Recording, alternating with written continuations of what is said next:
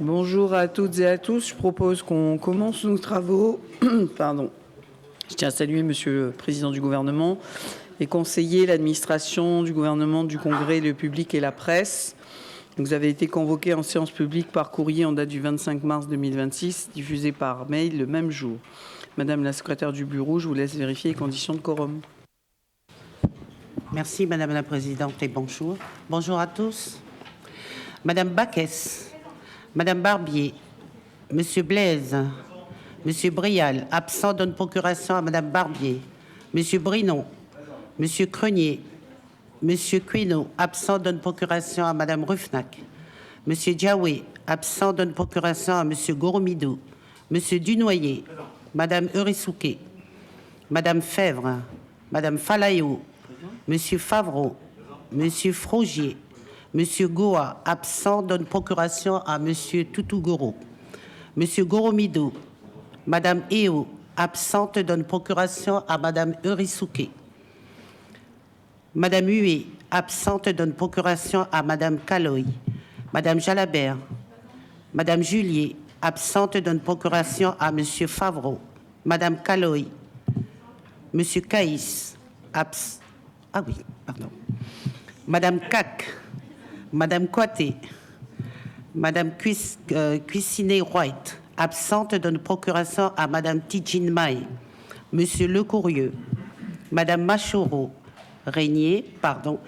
absente, donne procuration à Madame Waka, Madame Malfa Pauga, Madame Manou Halalo, absente, donne procuration à Madame Cac. Monsieur Mapou, absent, donne procuration à Madame Coaté. Monsieur Metzoff, absent, donne procuration à Monsieur Frogier. Madame Montagnat, absente, donne procuration à Madame Vendégou. Monsieur Mouliava, absent, donne procuration à Madame Falayo. Madame Nesline, absente, donne procuration à Monsieur Wamiton. Monsieur Naoutine, Monsieur Pabouti, Madame Coisé, Madame Rufnac, Madame Sakilia, Monsieur Saliga, absent, donne procuration à Madame Toufélé. Monsieur Sawa, Madame Souvé, absente, donne procuration à Madame Baquès. Madame Tidjine Maé, Madame Tioué, Madame Toufélé, Monsieur Touκoumouli, Monsieur Toutougoro, Madame Vendégou, Madame Ouetra, absente, donne procuration à Madame Tioué, Madame Waka, Monsieur Wamiton, Monsieur Wanneux, absent, donne procuration à Monsieur Sawa, Monsieur Wachetine, Monsieur Vess. Les conditions de quorum sont bien remplies, Madame la Présidente. Merci. Pour rappel, la session a été ouverte le 3 mars 2026. À l'ordre du jour, nous avons la nouvelle délibération sur la loi du pays modifiant le code minier de la Nouvelle-Calédonie, adoptée par le Congrès le 3 mars 2026, suite à la demande formulée par le président de l'Assemblée de la province Nord par courrier en date du 12 mars 2026 en application des dispositions de l'article 103 de la loi organique statutaire. Je vous propose donc de reprendre la loi du pays modifiant le code minier. Je vais laisser Monsieur le secrétaire général faire les rappels. Merci. Merci Madame la Présidente. Bonjour à l'ensemble des conseillères et conseillers de la Nouvelle-Calédonie. Cette loi du pays, Madame la Présidente, a été à l'origine une proposition déposée sur le bureau du Congrès le 7 décembre 2023 par Mesdames Rufnac et Souvé. Madame Rufnac a été désignée rapporteure spéciale lors de la séance publique du 28 décembre 2023 et la loi du pays a été adoptée en séance publique le 3 mars 2026. Une demande de nouvelle délibération du Congrès a été formulée sur l'ensemble de la loi du pays le 12 mars 2026 par Monsieur le Président de l'Assemblée de la province Nord en application des dispositions de l'article 103 de la loi organique statutaire. Cette demande de nouvelle délibération a été diffusée à l'ensemble des conseillers par message électronique le 12 mars 2026. L'examen qui est organisé aujourd'hui porte, je le précise, sur la loi du pays telle qu'elle a été adoptée et amendée le 3 mars 2026. Aucun amendement a été enregistré sur cette loi du pays dans la perspective de cette seconde lecture. Pour mémoire, la Commission de la législation et de la réglementation économique et fiscale qui avait procédé à l'examen du texte est présidée par M. Dunoyer, la vice-présidente est Mme Tidjine Mahé et le rapporteur, Mme Souvé. Les orateurs prioritaires au cours de cette séance sont donc M. Dunoyer, Mme Souvé et Mme Rufnac en sa qualité de rapporteur spécial. Je vous remercie, Madame la Présidente. Merci, Monsieur le Secrétaire général. Je vais donner la parole à Monsieur Gouroumido, représentant de l'auteur de la demande de la nouvelle délibération.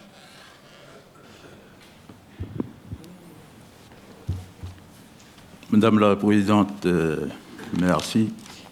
Donc nous sommes aujourd'hui pour la deuxième lecture de cette loi de pays adoptée le 3 mars. Deuxième lecture demandée par le président de la province Nord par un courrier du 13 mars. Et donc, je voulais donner un peu les raisons pourquoi le président de la province Nord a demandé donc une deuxième lecture. Donc, la raison principale, c'est la forme sur laquelle a été adoptée cette loi amendée. Donc la procédure qu'il y a eu, on a voté une loi pour la modification du code minier et sur les amendements qui ont été proposés et adoptés, on a introduit donc un amendement sur les réserves géographiques métallurgiques. Et donc le président de la province Nord tient à dénoncer, à donner son opposition sur cette procédure, puisque les instances consultatives n'ont pas été consultées. Voilà. Le Conseil des mines, le comité consultatif des mines, le Conseil économique et social, et d'autant plus que sur ce sujet, il y a une loi qui a été déposée par le gouvernement et qui passe au Conseil d'État et qui a passé sous la collégialité du gouvernement. Et donc, pourquoi se précipiter si cette loi doit arriver aussi sur nos instances, sur cette Assemblée. Donc c'est principalement sur la forme que nous voulons revoir donc, cette loi qui a été adoptée le 3 mars. Ensuite, il y a aussi une question de fond. Bon, je sais que le débat a eu lieu dans les commissions, on a approfondi les choses, mais tout de même, je voudrais rappeler que la ressource minière est importante. C'est un moteur de notre économie. Et donc, il faut être très vigilant sur cette ressource, sa maîtrise, déjà. Il faut maîtriser la ressource minière. La transformation, elle doit être au niveau local. Hein. Ça a été dit à l'unanimité dans le schéma des ressources minières et dans le code minier en 2009. Tous les groupes politiques ici ont donné leur accord là-dessus. Donc, les RGM, les ressources géographiques minières, ils vont donc dans ce sens-là. Voilà. Est-ce qu'il faut exporter de manière temporaire? On sait très bien que le temporaire, eh bien, ça devient le définitif. C'est souvent comme ça ici. Et donc nous, on dit que s'il y a une teneur qui peut être exportée, mais les réserves, c'est pour que les générations futures ils puissent bénéficier des procédés nouveaux pour transformer le minerai dans le futur. Voilà. Donc l'exportation, ok, mais il faut que ce soit vraiment temporaire. Il ne faut pas que ce soit définitif. Et je voulais dire aussi le rôle de l'administration, des provinces, leurs compétences dans cette maîtrise de la ressource minière. Quand la loi dit silence ou acceptation. Auparavant, c'était silence ou rejet. Donc, est-ce qu'il faut, par rapport au problème des opérateurs miniers, accéder automatiquement à leurs demandes, alors que nous avons tout ce dispositif pour protéger donc, nos ressources? L'administration, c'est pas... Il y a des délais, bien sûr, mais il y a plusieurs facteurs qui font que ces délais s'allongent, notamment en matière environnementale, en matière culturelle. Je dirais, par exemple, il y a des lézards qui sont là, sur les montagnes. Il faut protéger notre patrimoine naturel et culturel. Et donc, par rapport à cela, le Code de l'environnement fait que les délais s'allongent dans le traitement de ces dossiers. Mais il y a une protection à faire là-dessus. Et donc, je ne vais pas vous saouler avec toutes ces choses, parce que vous savez déjà. Je dirais simplement que c'est important. Voilà. C'est important que nous soyons vigilants sur notre ressource. Et c'est pour ça que nous demandons à ce qu'il y ait une deuxième lecture pour qu'on puisse bien avoir notre position commune et pays sur ce sujet. Voilà. Merci, Madame la Présidente. Merci, Monsieur Roumineau. Je donne la parole à l'auteur de la proposition, Madame Ruffnac. Merci, Madame la Présidente. Bien sûr, nous n'allons pas aujourd'hui redire le rapport spécial. Donc, brièvement, si vous le voulez bien, votre rapporteur spécial va faire un point sur le contenu des amendements adoptés et l'état de la loi du pays que nous examinons aujourd'hui. La version de la loi du pays examinée aujourd'hui est celle adoptée le 3 mars dernier. Il s'agit de la proposition de texte déposée le 7 décembre 2023, modifiée par le vote de plusieurs amendements en cours de séance. Le contenu de la proposition initiale déposée sur le bureau du Congrès le 7 décembre 2023 prévoyait de consacrer un régime de décision implicite d'acceptation en remplacement du régime de décision implicite de rejet prévu par le Code minier de la Nouvelle-Calédonie. Elle visait en effet à modifier l'article LP 112-14 du Code afin de prévoir que le silence gardé par l'administration sur toute demande, au-delà de 6 mois à compter de la date de son enregistrement, vaudra désormais acceptation et non plus rejet. Les amendements déposés. Donc, les amendements relatifs au principe du silence vaut acceptation. L'amendement numéro 1, adopté en séance publique, vise à réécrire l'article 1er pour mentionner expressément à l'article LP 112-14 du Code minier le fait que la demande est tacitement acceptée en l'absence de réponse explicite notifiée au demandeur dans le délai de 6 mois. L'amendement numéro 2 introduit pour sa part un article additionnel portant modification du schéma de mise en valeur des richesses minières afin d'assurer la compatibilité du schéma avec les dispositions de la loi du pays. Les amendements instaurant un régime dérogatoire permettant l'exportation des minerais depuis les réserves géographiques métallurgiques, la deuxième série d'amendements. L'amendement numéro 4 introduit un article additionnel modifiant l'article LP 132.2 du Code minier de la Nouvelle-Calédonie pour instaurer un régime dérogatoire d'autorisation d'exportation de certains minerais depuis les RGM.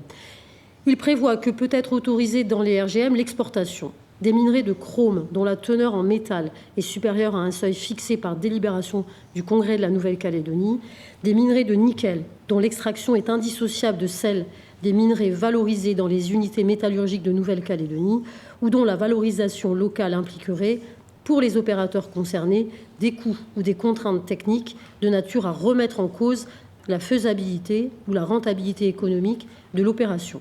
Un sous-amendement numéro 1 à cet amendement numéro 4 a précisé davantage les conditions d'obtention des autorisations d'exportation en cause.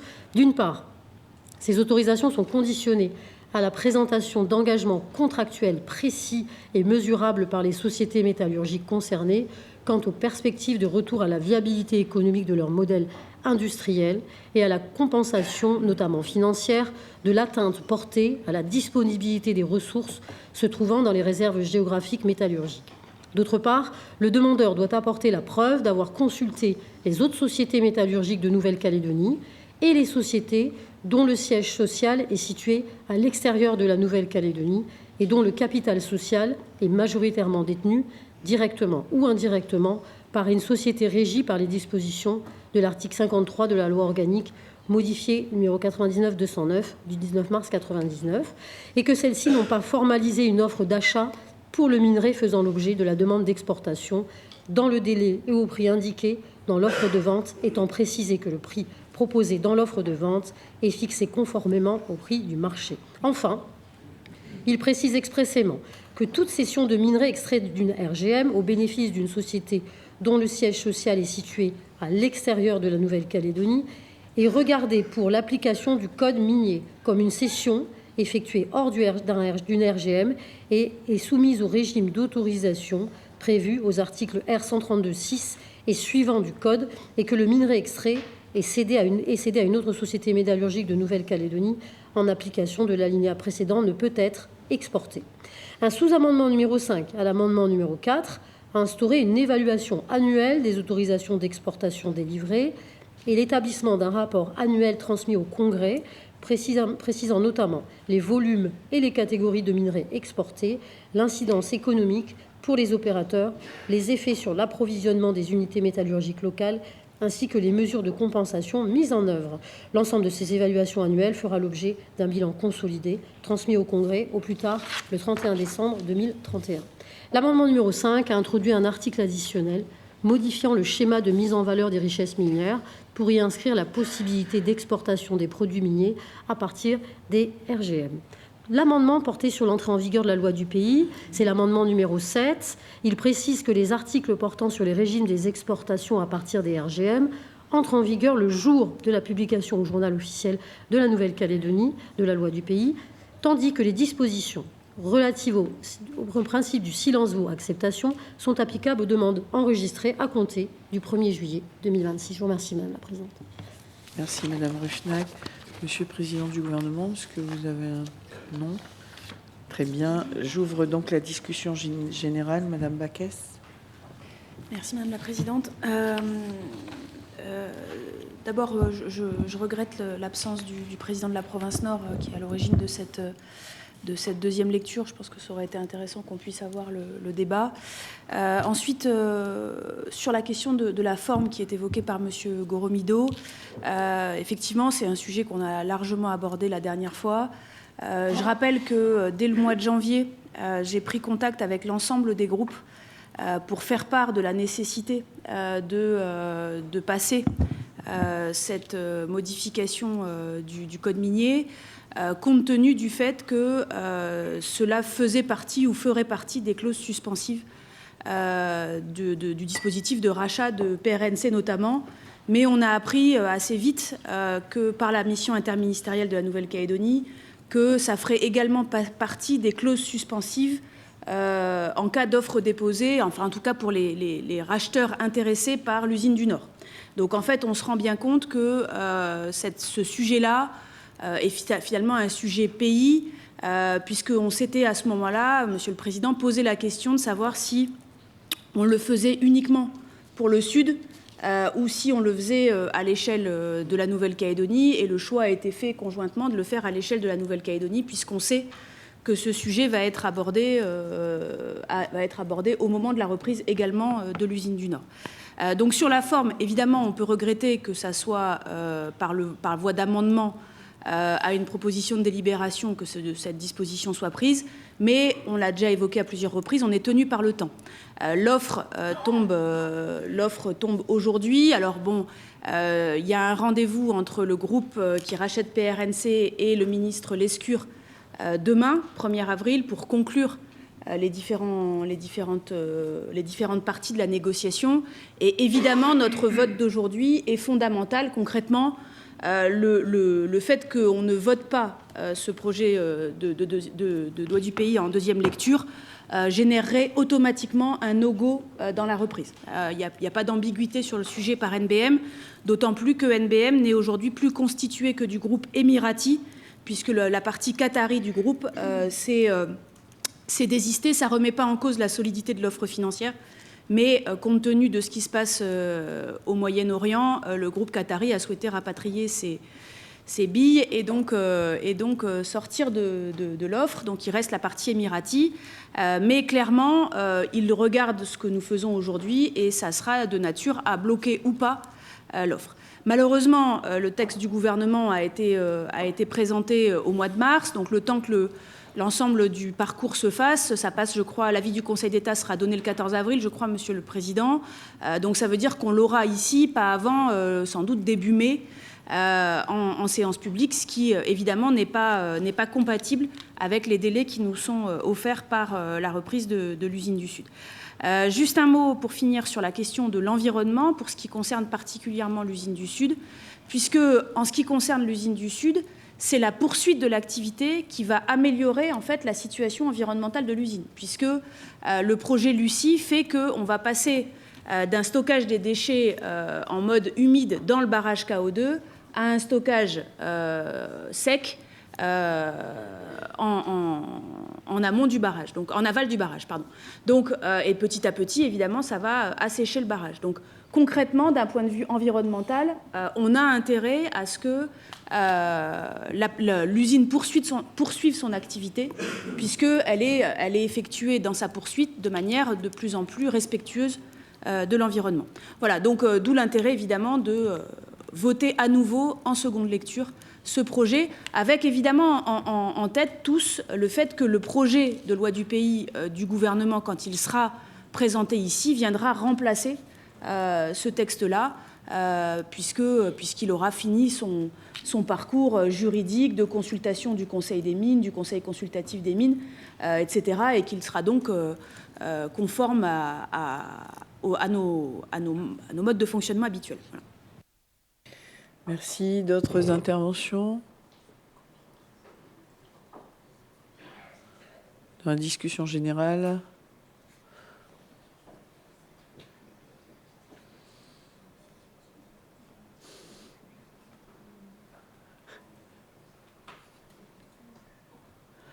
Pas d'autres interventions? Très bien. Je propose que nous passons l'examen des articles. Nous en avons 5.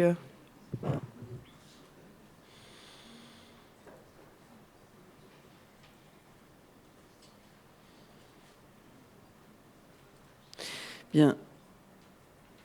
Donc, sur l'article 1er, y a-t-il des observations?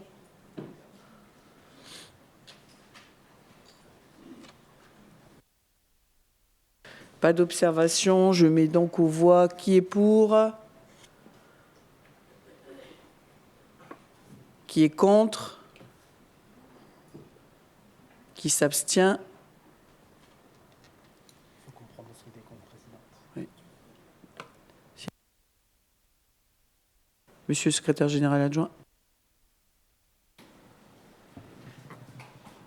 Madame la Présidente, merci. Nous avons enregistré 28 pour et 21 contre.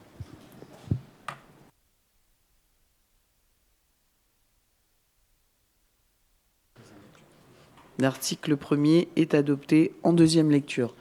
Nous passons à l'article 2. Est-ce qu'il y a des observations sur l'article 2? Pas d'observation. C'est le même vote.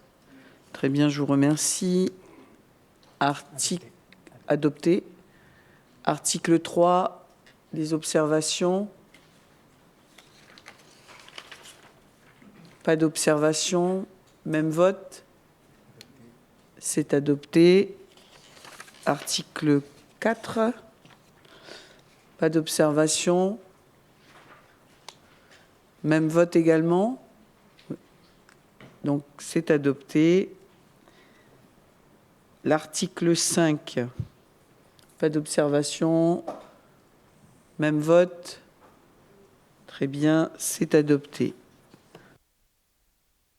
Très bien, je vais vous demander s'il y a des inscriptions pour les explications de vote. Madame Ruffnac.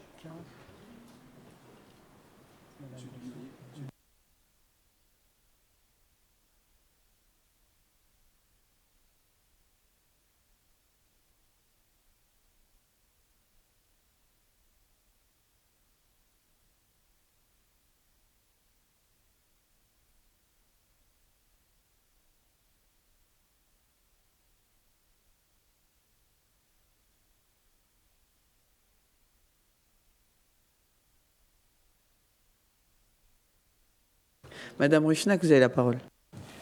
Merci Madame la Présidente. Écoutez, c'est plus en tant que rapporteur spécial et auteur du texte que je m'exprime en cette fin de séance.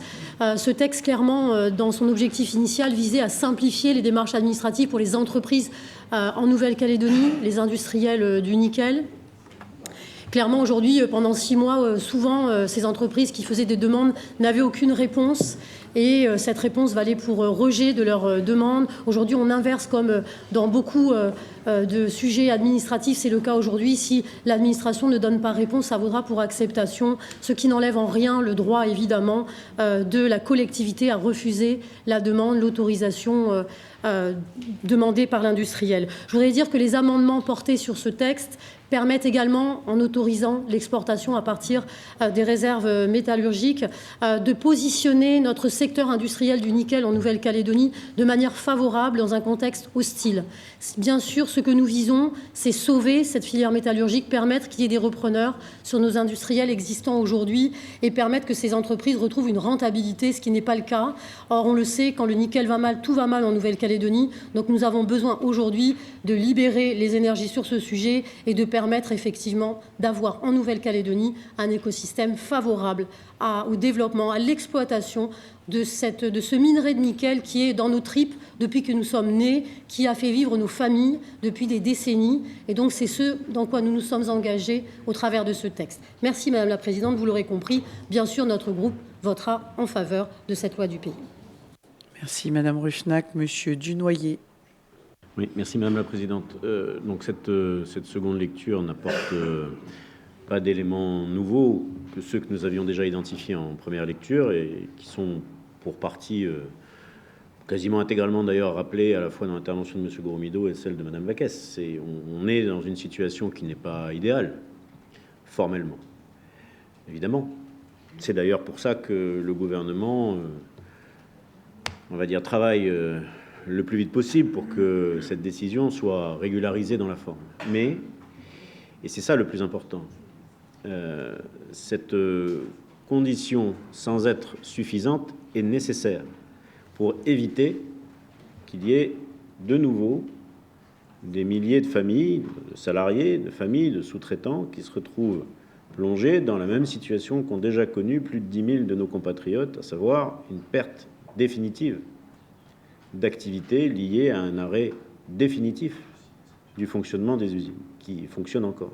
C'est un spectre qui fait peur à tout le monde à juste titre, et c'est un spectre qui nécessite aujourd'hui, parce que c'est le calendrier qui le veut, que nous puissions envoyer un message positif dans les échanges que nous avons eus avec les entreprises métallurgiques et minières, notamment représentants de l'usine du Sud. Personne n'est venu nous dire « si vous votez ce texte, c'est bon, on est tranquille hein. ». C'est pas du tout le cas. Bien sûr que ça va apporter un peu de cash, ça va représenter un chiffre d'affaires supplémentaire, ça va permettre à des activités, à des entreprises, à des salariés de continuer de travailler, mais, bien entendu, on a tous le regard pendu et suspendu aux accords, je vais parler au pluriel, même si pour l'instant il y en a un qui est susceptible de se concrétiser avant l'autre, aux accords de reprise et de redémarrage avec un véritable partenaire industriel de l'usine du Sud et peut-être de l'usine du Nord aussi. Donc cet élément-là, aujourd'hui, est bien sûr critiquable sur la forme, mais politiquement, économiquement, humainement, socialement, nous n'avons pas d'autre choix que d'envoyer ce message, d'abord parce qu'il ne perturbe pas l'activité, il est justement un message d'espoir qui va permettre, je le crois, à ceux qui sont toujours présents pour récupérer et reprendre une activité métallurgique, de le faire concrètement. Parce qu'on est aujourd'hui le 31 mars 2026 et il n'y a pour l'instant aucune certitude sur la poursuite en 2026 de l'activité des usines qui fonctionnent encore. Hier, nous avons eu un débat avec Mme Durieux, la mission interministérielle, pour voir quelles seraient les réformes à entreprendre afin de résorber les 60 à 65 milliards de déficit annuel.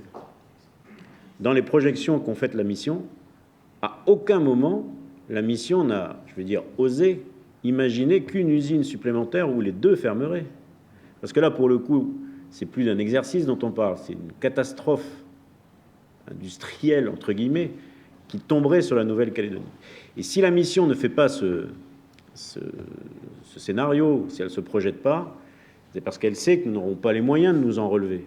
Et c'est précisément la raison pour laquelle il est très important que nous adressions ce message, qui sera conforté ensuite par un texte en bonne et due forme, bien sûr. Mais aujourd'hui, le message, il est politique, il est économique, il est à l'adresse, encore une fois, des salariés à qui nous pensons beaucoup et de leurs familles, parce qu'il faut que nous soyons, et je pense qu'on est tous unanimes là-dessus, à leur côté. Donc c'est la raison pour laquelle, Madame la Présidente, nous allons voter en seconde lecture ce texte de loi du pays. Merci, Monsieur Dunoyer. Madame Sakilia. Merci, Madame la Présidente. Monsieur le Président du Gouvernement, mes chers collègues, nous arrivons aujourd'hui à un moment où l'urgence économique se conforte à l'existence des responsabilités institutionnelles. Je tiens particulièrement à aborder cette explication de vote dans le respect du sens collectif. Car au-delà de nos désaccords, je crois profondément que chacun ici souhaite la même chose: la stabilité du pays, la protection des populations et la sauvegarde de nos emplois. Cependant, nous votons contre le refus du dialogue, pas par indifférence à la situation économique de nos usines, mais parce que les risques que comporte cette réforme dépassent largement les garanties qu'elle prétend offrir. D'abord, le mécanisme silence voie acceptation menace directement le respect des procédures fondamentales de notre droit administratif. Dans les faits, de nombreuses demandes minières ne peuvent pas être instruites en 6 mois, faute de réunions de commissions communales, d'avis techniques ou de consultations coutumières. Pourtant, au-delà de ce délai, l'autorisation serait automatiquement accordée sans examen complet du dossier. Ensuite, cette automaticité fragile la compétence provinciale qui pourrait être réputée avoir accepté une autorisation alors même qu'elle n'a pas eu le temps matériel de se prononcer. C'est une remise en cause directe du principe de libre administration des collectivités. Par ailleurs, la temporalité coutumière, collective et délibérative, fondée sur la recherche du consensus, n'est pas compatible avec cette contrainte de 6 mois. Une acceptation tacite pourrait naître sans l'accord des autorités coutumières, qui créerait immanquablement tensions et blocages sur le terrain. Enfin, le risque d'insécurité juridique est réel. Une décision implicite est créatrice de droits et ne peut être retirée que dans un délai très court, même en cas d'irrégularité. Cela expose le pays à des contentieux et à des situations irréversibles. Je veux dire clairement, oui, nous devons sauver les emplois et soutenir notre filière nickel, mais pas au prix d'un affaiblissement de nos règles administratives, de nos provinces et de nos autorités coutumières. C'est pourquoi, par cohérence et par responsabilité, nous votons contre ce texte en l'état. Je vous remercie. Merci, Madame Sakilia. Monsieur Tutugourou. Merci, Madame la Présidente. Madame la Présidente, Monsieur le membre du Président du gouvernement, chers collègues, à force de sacrifier l'essentiel à l'urgence, on finit par oublier l'urgence de l'essentiel.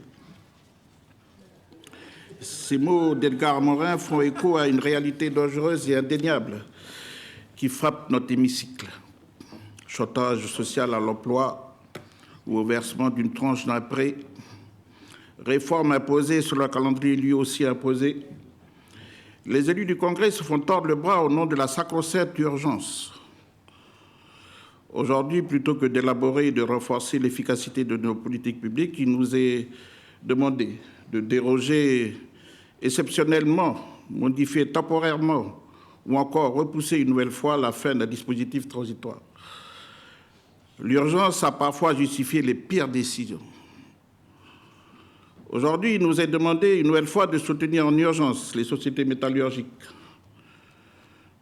et principalement Pony Ressources, Nouvelle-Calédonie, afin qu'elles retrouvent une viabilité économique, notamment dans le cadre des plans de reprise négociés entre les actionnaires.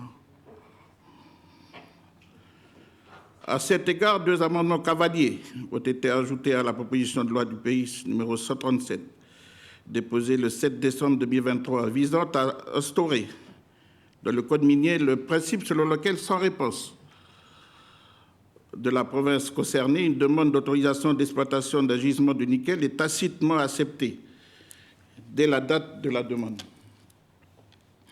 Ces amendements proposent d'ouvrir temporairement les réserves géographiques métallurgiques à l'exportation de certaines franges de minerais non valorisables dans les unités installées en Nouvelle-Calédonie ou détenues par des intérêts calédoniens, afin de permettre des rentrées financières additionnelles jusqu'au retour à leur viabilité économique estimée à l'horizon 2029-2030. Nous nous opposons tant sur le fond que sur la forme de ce projet de loi du pays, car il s'agit de répondre aux exigences calendaires et intérêts d'un groupe privé au détriment des intérêts de nos collectivités et de la ressource limitée des Calédoniens. Depuis plus de 30 ans, la Nouvelle-Calédonie a fait le choix, difficile mais structurant, de ne plus continuer à brader ce que 150 ans d'extraction n'ont jamais équitablement compensé. Nos ressources minières ne doivent pas être considérées comme une simple marchandise, mais comme un levier de souveraineté économique, sociale et politique. Ce choix s'est traduit par un principe clair. La priorité à la transformation locale, la maîtrise de la rente minière et la volonté de rompre avec un modèle extractif hérité de la période coloniale. En ce sens, exporter plus sans cap industriel clair, notamment vers des circuits asiatiques déjà dominants, constitue un renoncement qui serait mortifère pour notre filière nickel. Il nous apparaît donc nécessaire, en amont toute modification précipitée du code minier, de revoir plus globalement le schéma de mise en valeur des ressources minières de la Nouvelle-Calédonie, afin qu'il réponde pleinement aux défis et aux réalités actuelles. Le nickel est une ressource stratégique, non renouvelable, appartenant aux Calédoniens. L'exportation du minerai métallurgique ne peut résolument pas être traitée comme une variable technique, conjoncturelle ou exceptionnelle. C'est un choix structurant, lourd de conséquences, qui engage l'avenir économique, industriel et souverain du pays. Ce texte engage bien plus que la survie immédiate de certains opérateurs. Il engage la capacité du pays à maîtriser ses ressources, à capter sa richesse et à construire une souveraineté économique réelle. Pour l'ensemble de ces raisons, Madame la Présidente, notre groupe votera contre ce projet de loi du pays. Et je vous remercie. Très bien, merci Monsieur Tutugoro. Il n'y a plus d'inscription pour les explications de vote. Donc je vais mettre aux voix l'ensemble de la proposition, nom de la loi de pays. Qui est pour? Qui est contre? Qui s'abstient? Monsieur le secrétaire général adjoint. Madame la Présidente, merci. Nous avons enregistré 28 pour et 21 contre.